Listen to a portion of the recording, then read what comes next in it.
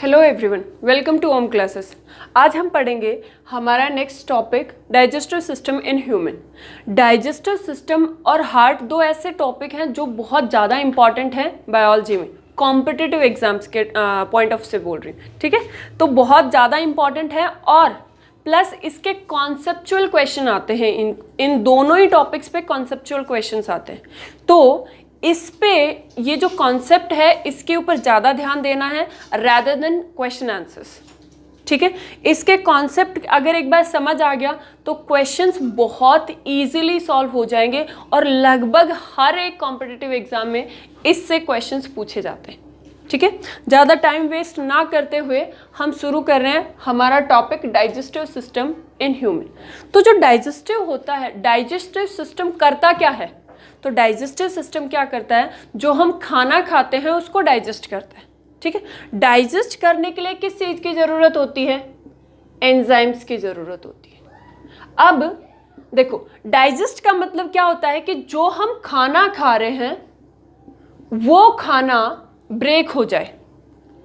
खाने में क्या खाते हैं वैसे? Carbohydrates, fats and proteins. उसके अलावा भी हम खाते हैं, विटामिन्स हो गए, मिनरल्स हो गए, ये सब चीज़ें खाते हैं। बट यहाँ पे हम देख रहे हैं कि जो खाना खाते हैं, डाइजेस्टिव सिस्टम का मेन काम क्या है कि वो खाने को इस फॉर्म में कन्वर्ट कर दे कि हमें उससे क्या मिल जाए?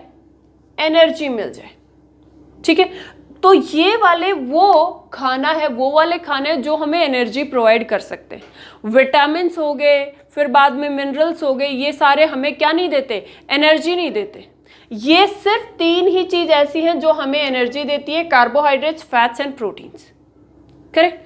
तो यहां पे क्या करेगा? इस खाने को डाइजेस्ट करके ये किस में कन्वर्ट करेगा? एनर्जी को देने वाली फॉर्म में कन्वर्ट करेगा, ठीक है। तो यहां पे भी क्या होगा? इनका डाइजेशन होगा और डाइजेस्ट होके ये एक ऐसी फॉर्म में आ जाएंगे जहां से क्या बन सके। देखो वैसे होता क्या है, खाना खाया, डाइजेस्ट हुआ, डाइजेस्ट होने पे ये एक पर्टिकुलर फॉर्म में आ जाते हैं। अब ये फॉर्म क्या करेगी? हमें एनर्जी देती है, ठीक है। तो डाइजेशन का काम क्या होता है? इन फूड को, कार्बोहाइड्रेट्स को, फैट्स को, प्रोटीन्स को ऐसी फॉर्म में कन्वर्ट करना कि वो हमें क्या दे सके? एनर्जी दे सके, ठीक है। और ये जो डाइजेशन का काम होता है ये कौन करता है? ये करते हैं एंजाइम्स। अब डाइजेशन का मतलब आप बेसिकली इस तरीके से समझ लो कि डाइजेशन का मतलब होता है break down of food. It's break down of food. Digestion का मतलब फूड है वो क्या होना? ब्रेक डाउन होना। अब ब्रेक डाउन किस चीज का होना? यहां पे ये जो खाना है ये क्या है? कॉम्प्लेक्स मत लिखो, आप लिख लो break down of food. Food का मतलब large particles into smaller particles. यही क्या होता है? डाइजेशन होता है कि कोई लार्ज पार्टिकल्स को स्मॉलर पार्टिकल्स में कन्वर्ट करना। कौन करेगा ये काम? एंजाइम्स। और उस प्रोसेस को हम क्या बोलते हैं? डाइजेशन, ठीक है। तो हम एनर्जी किस किस से लेते हैं? तीन ही चीज से लेते हैं, कार्बोहाइड्रेट से, फैट से और प्रोटीन से, ठीक है। यहां पे हमें पता चल गया अब डाइजेशन का मतलब break down of large particles into small particles, ठीक है। अब ये काम, ये जो ब्रेक डाउन करने का काम करता कौन है? एंजाइम्स। एंजाइम्स आते कहां से हैं?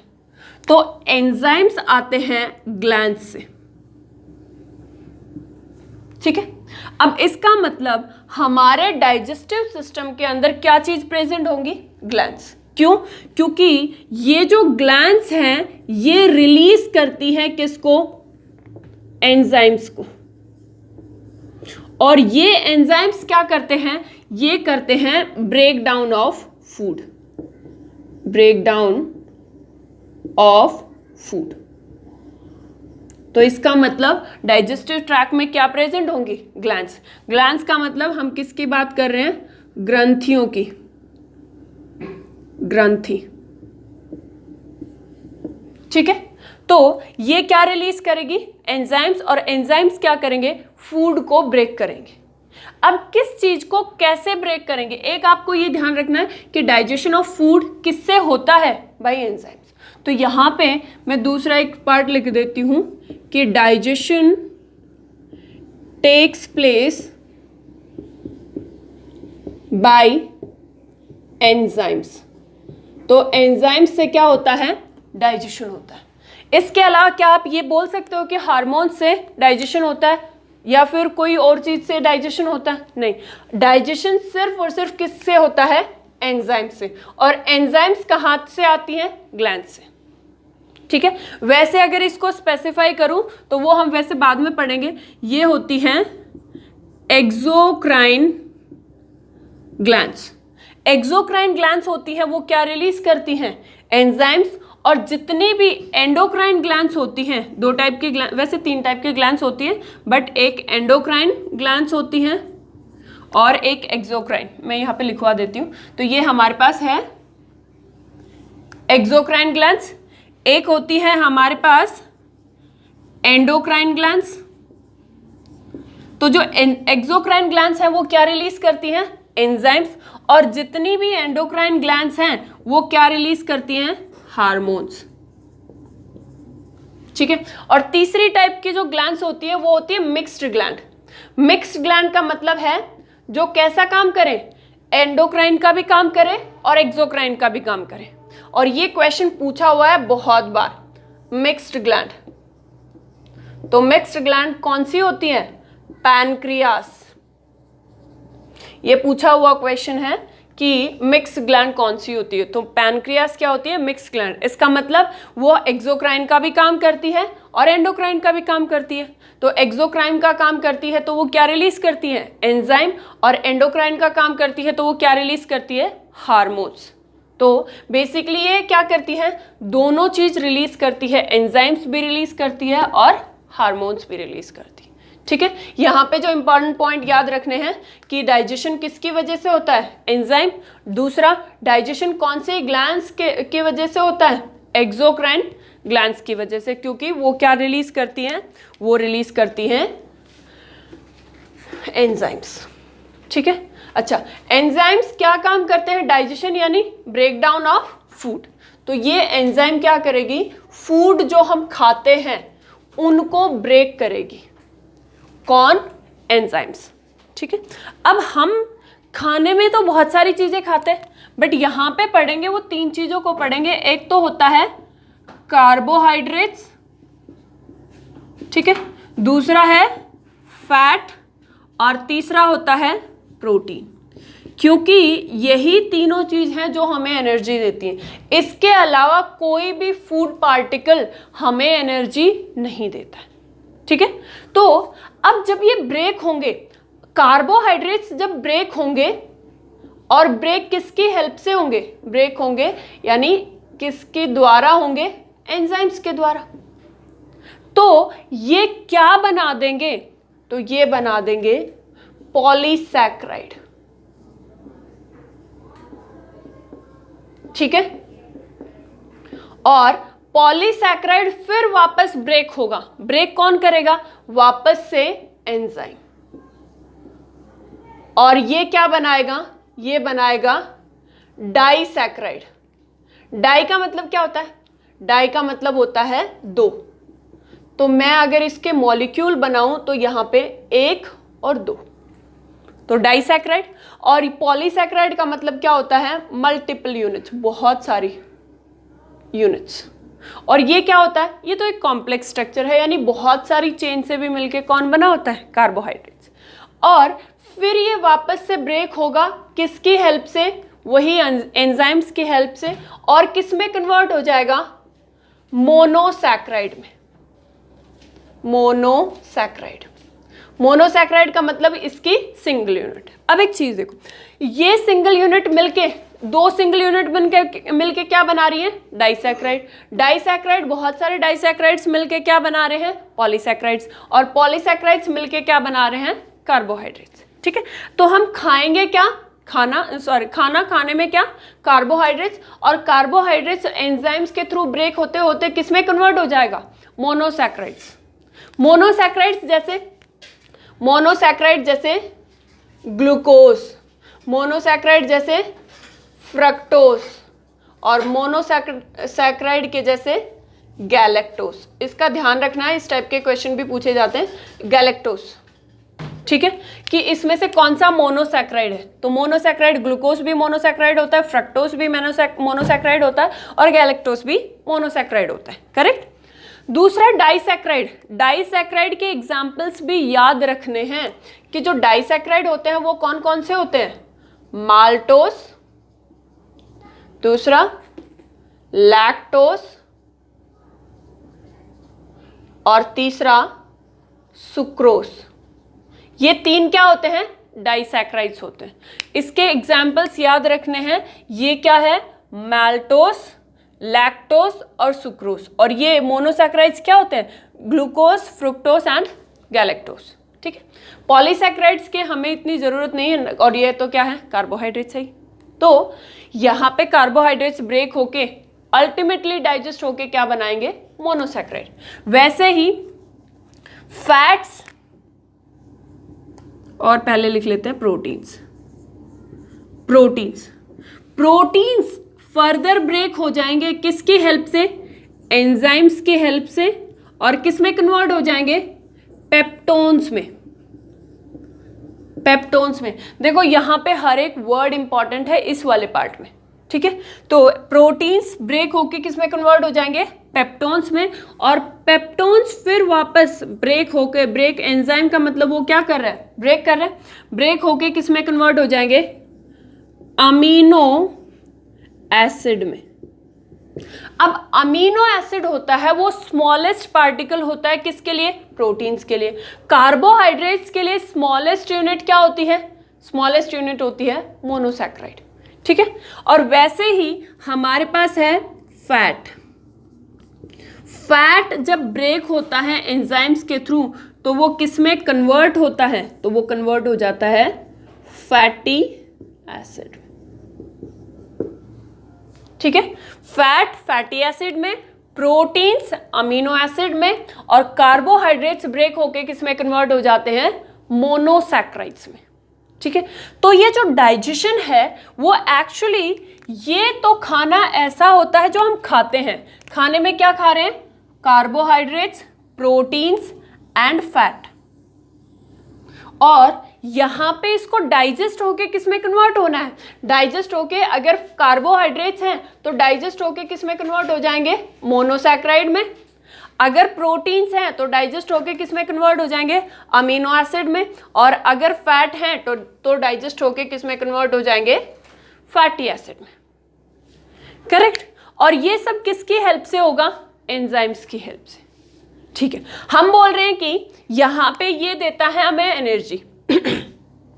कार्बोहाइड्रेट्स हमें एनर्जी देते हैं, प्रोटीन्स हमें एनर्जी देते हैं, और फैट हमें एनर्जी देते हैं। ठीक है, तो जो कार्बोहाइड्रेट्स होते हैं वो कितनी एनर्जी देते हैं? तो 1 ग्राम कार्बोहाइड्रेट जो एनर्जी देता है वो हमें देता है 4.2 किलो कैलोरीज। ठीक है, 1 ग्राम कार्बोहाइड्रेट कितनी एनर्जी देता है? 4.2 किलो कैलोरी। प्रोटीन्स की अगर बात करें तो 1 ग्राम प्रोटीन हमें एनर्जी देता है 5.6 किलो कैलोरीज।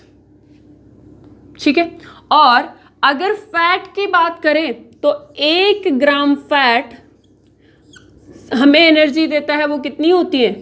9.4 kilo calories. ठीक है, ये हमें एनर्जी देते हैं कौन? Carbohydrates, proteins and fats. ठीक है, ये ध्यान रखना है, क्वेश्चन रिपीटेडली इसमें से पूछा हुआ है कि कौन सा कार्बोहाइड्रेट्स कितनी एनर्जी देते हैं। तो 1 ग्राम कार्बोहाइड्रेट्स कितनी एनर्जी देते हैं? 4.2 किलो कैलोरीज। ठीक है, अच्छा देखो हम बोल रहे हैं कि यहाँ पे कार्बोहाइड्रेट्स डाइजेस्ट होके किस में कन्वर्ट हो जाते हैं मोनोसैक्राइड में, और प्रोटीन्स डाइजेस्ट होके किस में कन्वर्ट हो जाते हैं अमीनो एसिड्स में, और फैट डाइजेस्ट होके किस में कन्वर्ट हो जाते हैं फैटी एसिड में। ठीक है। अब यहाँ पे जो कार्बोहाइड्रेट्स, प्रोटीन्स और फैट, यहाँ पे क्वेश्चन पूछा हुआ है और 2-3 बार एक क्वेश्चन पूछा हुआ है कि इनमें से इंस्टेंट एनर्जी कौन देता है। तो उसके लिए एक बात सुनो कि जो एनर्जी मिलती है हमें वो तीनों देते हैं, कार्बोहाइड्रेट्स भी देते हैं, प्रोटीन्स भी देते हैं और फैट भी देते हैं। बट एनर्जी किससे मिलती है? ग्लूकोज के मॉलिक्यूल से। यानी पहले इन सब को किस में कन्वर्ट होना पड़ेगा? ग्लूकोज में। ग्लूकोज को जैसे ही ऑक्सीजन मिलेगी वो किस में कन्वर्ट हो जाएगा? एनर्जी में। यानी ये यहाँ पे हमें एनर्जी देगा और साथ में क्या रिलीज कर देगा? Carbon dioxide. हुआ क्या कि जो भी एनर्जी बनती है वो सिर्फ और सिर्फ किससे बनती है? ग्लूकोज से।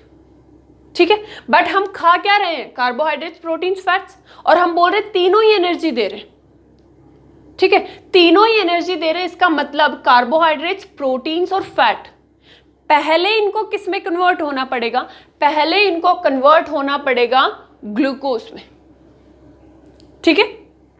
तो इसमें से इंस्टेंट एनर्जी कौन देगा?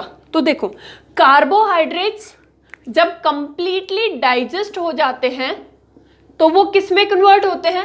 मोनोसैक्राइड में। और मोनोसैक्राइड में क्या होता है? ग्लूकोज। ठीक है। यानी ये डाइजेस्ट हुए और डाइजेस्ट होते ही इसने क्या बना दिया? ग्लूकोज। यानी इस ग्लूकोज से अब क्या मिलेगी? एनर्जी मिल सकती है। करेक्ट। हाँ। बट ये जो प्रोटीन होते हैं ये डाइजेस्ट होके किस में कन्वर्ट होते हैं? अमीनो एसिड्स में। यहां पे पूरा लिख देती हूं। तो प्रोटीन्स किस में कन्वर्ट होते हैं? अमीनो एसिड्स में। बट अमीनो एसिड्स तो हमें एनर्जी नहीं दे रहे, हमें एनर्जी तो कौन दे रहा है? ग्लूकोज। तो ये डाइजेस्ट होके तो क्या बन रहा है? Amino acid. बट अगर हमारी बॉडी को इसके अलावा एनर्जी चाहिए होगी, किससे? प्रोटीन से और फैट से, तो इसको कन्वर्ट होना पड़ेगा पहले किसमें? ग्लूकोज में। तो इसके लिए ज़्यादा टाइम लगेगा। इस प्रोसेस को होने के लिए एक स्टेप और आगे जाना पड़ेगा। यानी इससे इंस्टेंट एनर्जी नहीं मिल रही है। किसकी बात कर रहे हैं? प्रोटीन्स की। वैसे ही फैट जब डाइजेस्ट हो जाता है तो किस में कन्वर्ट हो जाता है? ये कन्वर्ट हो जाता है फैटी एसिड में। ठीक है। यानी यहां से भी एनर्जी नहीं मिल रही। ध्यान रखना, एनर्जी सिर्फ और सिर्फ ग्लूकोज से मिलती है और ये डाइजेस्ट होके किस में कन्वर्ट हो रहा है? Fatty acid. तो इसका मतलब ये फर्दर अगर यहां से एनर्जी चाहिए है तो ये फर्दर इसको क्या करना पड़ेगा? एक स्टेप और आगे चलना पड़ेगा, जो कि क्या बनाएगा? ग्लूकोज। बात समझ आ गई? तो इसमें से इंस्टेंट सोर्स ऑफ एनर्जी क्या होता है? कार्बोहाइड्रेट। अगर आपको ऑप्शन में दे रखा होता है कि इसमें से कौन सा इंस्टेंट एनर्जी देता है और ऑप्शन में ग्लूकोज भी है और कार्बोहाइड्रेट भी है, तो इंस्टेंट एनर्जी कौन देगा? ग्लूकोज। और अगर ग्लूकोज नहीं है तो कार्बोहाइड्रेट इसका आंसर होता है। दोनों ही टाइप के क्वेश्चंस पूछ रखे। ठीक है। ये चीज आई गेस आपको समझ आ गई होगी। कार्बोहाइड्रेट्स ब्रेक होके किस में कन्वर्ट होते हैं? मोनोसैक्राइड यानी ग्लूकोज की बात कर रहे हैं। प्रोटीन्स डाइजेस्ट होके किस में कन्वर्ट होते हैं? अमीनो एसिड्स में। और फैट डाइजेस्ट होके किस में कन्वर्ट होते हैं? फैटी एसिड में। ठीक है। अच्छा, हम बोल रहे हैं कि सबसे पहले तो एनर्जी कौन देगा? कार्बोहाइड्रेट्स। आप डेली खाना खाओ, उस खाने के साथ क्या होता है? कार्बोहाइड्रेट्स वो अपने बॉडी में क्या बनाता जाएगा? एनर्जी बनाता जाएगा। अब आज सपोज मान लीजिए मैंने फास्ट रख लिया या मैंने खाना नहीं खाया, तो आप ऐसे बात कर लीजिए कि आज हमने क्या कर ली? डाइटिंग कर ली। डाइटिंग क्यों करते हैं? ताकि हम थोड़े पतले हो जाएं। ठीक है। तो पतले होने के लिए किस चीज़ की कमी होनी चाहिए? कार्बोहाइड्रेट्स, प्रोटीन्स या फैट?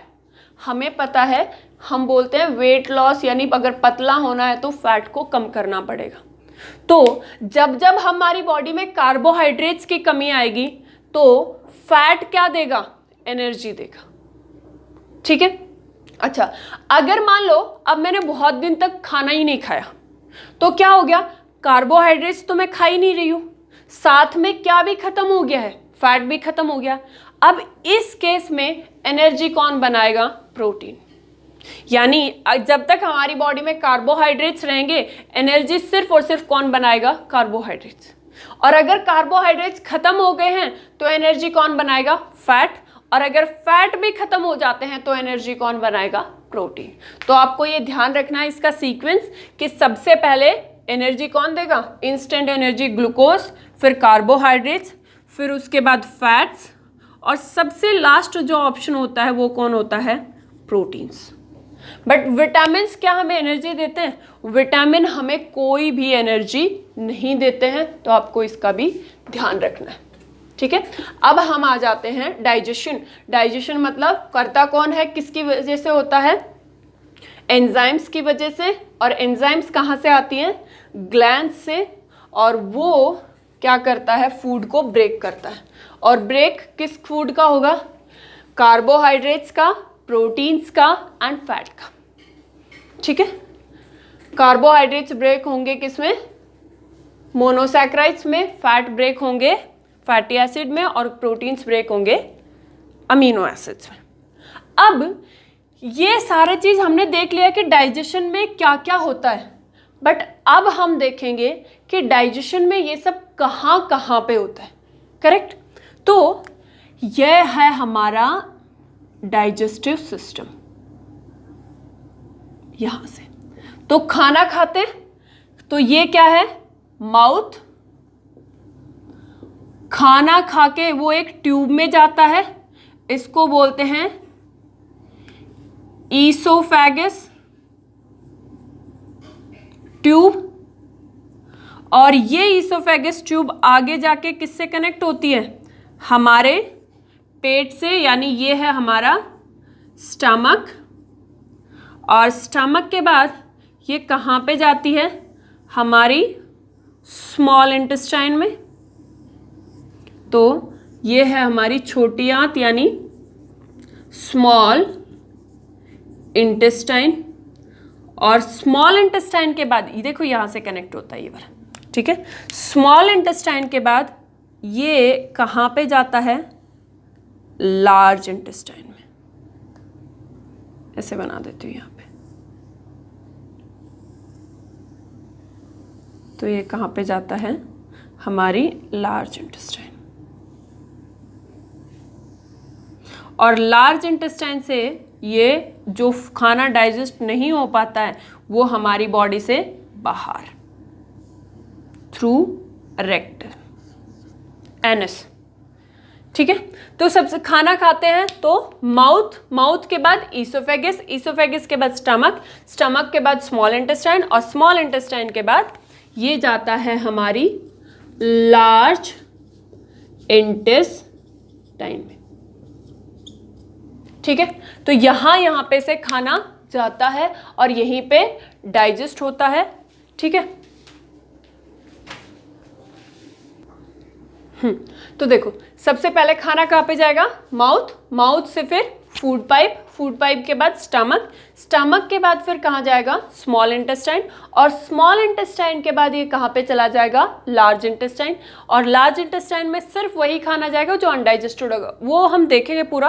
और उसके बाद ये कहाँ पे, हमारी बॉडी से बाहर। देखो हम यहाँ पे जो माउथ में कई चीज पढ़ेंगे वो ये है कि माउथ में कौन सी ग्लैंड्स होती हैं, ईसोफेगस में कौन सी ग्लैंड होती है, स्टमक में फिर या फिर स्मॉल इंटेस्टाइन में, लार्ज इंटेस्टाइन में। देखो डाइजेशन में एक चीज और, दो चीज और पार्टिसिपेट करती है, बट इसको ध्यान रखना है कि ये जो दो पार्ट्स हैं यहाँ पे खाना नहीं जाता है।